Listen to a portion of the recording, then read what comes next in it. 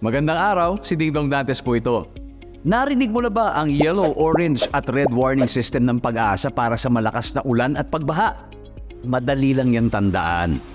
Yellow, kapag posibleng magkaroon ng baha sa mga mabababang lugar o sa mga malalapit sa ilog. Dahil ito sa malakas na pag-ulan sa loob ng 1 oras o higit pa. Kapag naka-yellow warning, maging alerto at mag-monitor na ng panahon. Orange warning naman, kung mas mataas na ang tsansa ng pagbaha at landslide dahil sa matinding pag-ulan sa loob ng 1 oras o higit pa.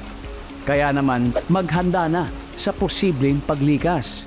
At kapag may red warning naman, nako, eto na.